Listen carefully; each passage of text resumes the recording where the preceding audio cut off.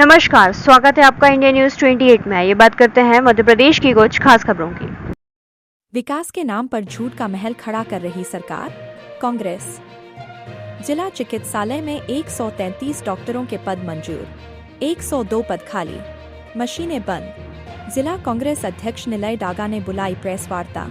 खबर मध्य प्रदेश के जिला बैतूल जिला कांग्रेस कमेटी के अध्यक्ष निलय डागा ने भाजपा शासन की नीतियों, अव्यवस्थाओं, स्वास्थ्य ढांचे की तबाही, किसानों की दुर्दशा, घोटालों पर चुप्पी और जनता के साथ किए गए वादों की पोल एक एक कर खोलते हुए प्रदेश की असली तस्वीर सामने रखी। उन्होंने कहा कि सरकार विकास के नाम पर झूठ का महल खड़ा कर रही है, जबकि जमीन पर जनता बदहाली, भ्रष्टाचार और उपेक्षा झेल रही है। निलय डागा ने सबसे पहले स्वास्थ्य व्यवस्था की स्थिति बताते हुए कहा कि जिला चिकित्सालय में कुल 133 डॉक्टरों के पद मंजूर हैं, जिनमें से 102 पद खाली पड़े हैं। उन्होंने कहा कि यह आंकड़ा बताता है कि सरकार के हेल्थ मिशन का दम केवल कागजों में है। उन्होंने डॉक्टर धाकड़ मैडम का मामला उठाते हुए कहा कि उनके खिलाफ रिश्वत की 5 शिकायतें दर्ज होने के बाद भी जांच आगे नहीं बढ़ी और कार्रवाई शून्य है। उन्होंने कहा कि यह बताता है कि भ्रष्टाचार पर सरकार की जीरो टॉलरेंस नीति का हाल क्या है। उन्होंने मुल्ताई अस्पताल का उदाहरण देते हुए कहा कि वहाँ पिछले 6 महीनों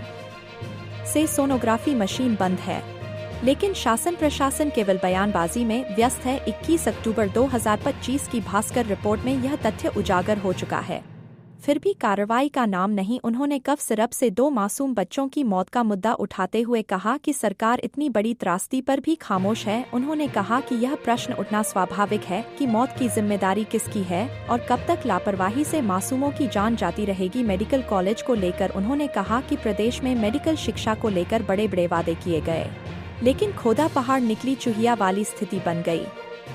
उन्होंने कहा कि मेडिकल कॉलेज को पीपीपी मोड पर डालने का निर्णय जनता के हित में नहीं बल्कि निजी स्वार्थ के लिए लिया गया। उन्होंने एसआईआर की पूरी प्रक्रिया को जनता को असल मुद्दों से भटकाने का हथकंडा बताया। शिक्षक बीएलओ बनाए गए, जिससे स्कूलों में पढ़ाई ठप हो गई और शिक्षा की गुणवत्ता शून्य हो गई। उन्होंने कहा कि भाजपा आदिवासी, दलित और अल्पसंख्यक समाज के 20% वोट काटने की रणनीति पर काम कर रही है। उन्होंने डीडी उइके के बयान को भी सामने रखा, जिसमें उन्होंने कहा कि आयुष्मान योजना का फायदा स्वर्ग लोक में मिलेगा। उन्होंने कहा कि यह बयान बताता है कि सरकार की प्राथमिकताएं क्या हैं और जनता की समस्याओं को लेकर उसकी संवेदनशीलता कितनी है। बिजली की स्थिति पर बात करते हुए निलय डागा ने कहा कि सरकार सरप्लस बिजली का दावा करती है, लेकिन कटौती लगातार बढ़ती जा रही है। सरप्लस के दावे और कटौती की हकीकत एक दूसरे से मेल नहीं खाते। मोवाड़ के 25 घरों में डिफेक्टिव मीटर लगाकर मनमाने बिल थमा दिए गए।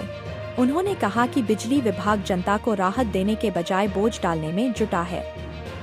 उन्होंने 4 लेन और टोल प्लाजा की स्थिति पर कहा कि भ्रष्टाचार और देरी इतनी अधिक है कि केंद्रीय मंत्री की फटकार भी केवल दिखावा बनकर रह गई। उन्होंने कहा कि डबल इंजन की सरकार परिणाम देने में पूरी तरह विफल साबित हुई है। शहर की बदहाल सड़कों पर उन्होंने कहा कि यहाँ पहले सड़क बनती है, फिर नाली और उसके बाद सड़क फिर टूटती है। यह विकास नहीं, ठेकेदारी तंत्र का खेल है, जिससे आम जनता त्रस्त है। किसानों की समस्या उठाते हुए निलय डागा ने कहा कि मक्का की एमएसपी पर खरीदी नहीं हो रही, किसान मजबूरी में मक्का की माला पहनकर विरोध कर रहे हैं। भावांतर योजना का लाभ नहीं मिल रहा। चिचोलाढाना के कालूराम पंद्राम ने 7.50 लाख रुपए के कर्ज से घिर गया। यह घटना बताती है कि किसान कर्ज, मौसम और सरकारी उदासीनता के बीच कैसे पिस रहे हैं। यूरिया खाद की कालाबाजारी ने खेतों से उम्मीद का आधार भी कमजोर कर दिया है। उन्होंने कहा कि ट्रेचिंग ग्राउंड घोटाला, जनपद घोटाला, वन विभाग घोटाला, जनपद बिजली बिल घोटाला, छात्रवृत्ति घोटाला, हर जगह सरकार की चुप्पी बहुत कुछ कहती है, कार्रवाई शून्य है और जनता सवाल पूछ रही है कि आखिर सरकार किसके हित में शासन चला रही है। आइए जानते हैं जिला कांग्रेस अध्यक्ष निलय डागा ने क्या कहा। बैतूल से जिला ब्यूरो चीफ मोहन प्रजापति की रिपोर्ट।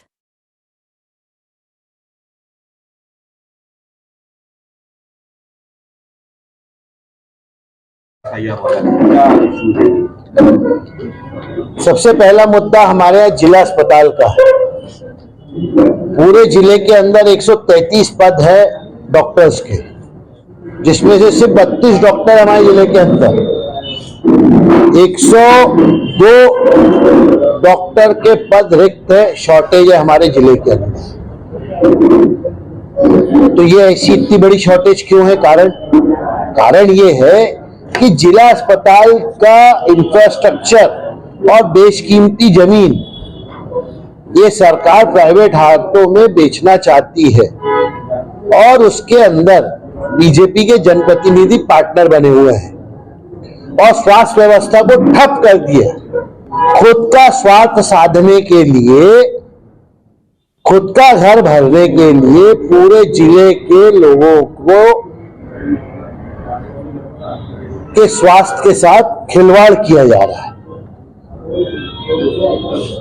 सारी मैक्सिमम मशीनें बंद पड़ी हुई हैं पूरे जिले के अंदर, क्योंकि उसके ऑपरेटर्स नहीं है, डॉक्टर्स नहीं है।